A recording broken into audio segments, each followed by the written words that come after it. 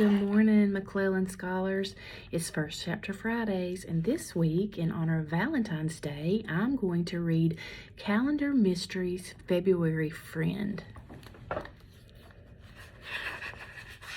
Chapter 1, Secret Valentine. I love Valentine's Day, Bradley Pinto told his twin brother.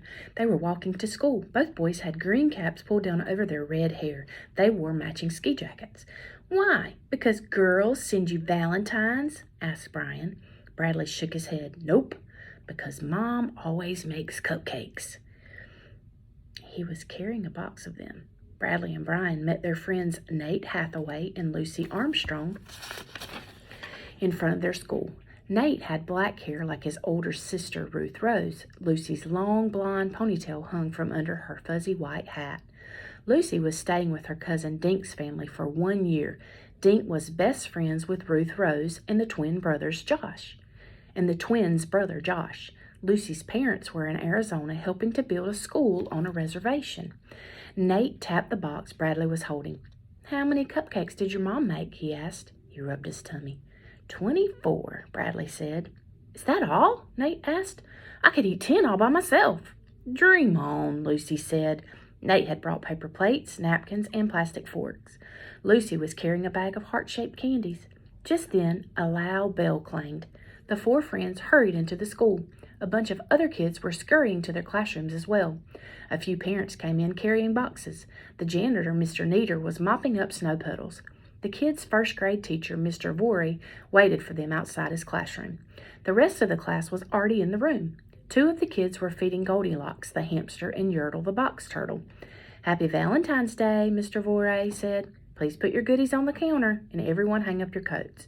Bradley, Nate, and Lucy carried over the cupcakes, cookies, plates, and forks over to the counter. Bradley noticed other cupcakes, a plate of brownies, and a bowl of heart-shaped cookies. A big red box sat on Mr. Vorey's desk. The box was decorated with paper hearts. All the kids knew it was filled with valentines. They had been making them all week. When can we open the box? Samantha asked Mr. Vorey. As you know, today is half day, Mr. Vorey said. I think we should wait till just before we go home. Then we can pass out the valentines and eat all the treats you kids brought in. The morning went quickly. The first graders did math problems. Then they wrote in their journals. When they were finished with that, they read in their library books. Then Mr. Vorey read aloud from Charlotte's Web. Suddenly, Nate's tummy growled. Mr. Vorey looked up. I guess it's time to eat, he said with a smile. Everyone jumped up and ran for the counter. Kids giggled and bumped into each other as they handed out paper plates, napkins, forks, and cups of juice. Then the kids who had brought food passed it out. Soon, everyone was munching. Bradley bit into a chocolate cupcake with pink frosting. He and his mom had frosted them earlier that morning. When can we get our valentines? Asked Joyce.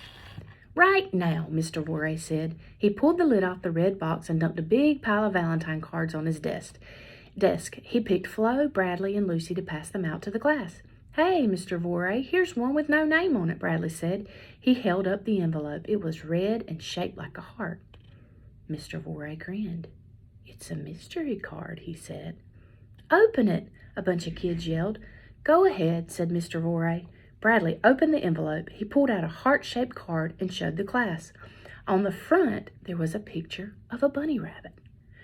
Bradley read what was written inside the card. Look inside the closet. Mr. Vorey walked over to the closet. He put his ear to the door. I hear something, he whispered.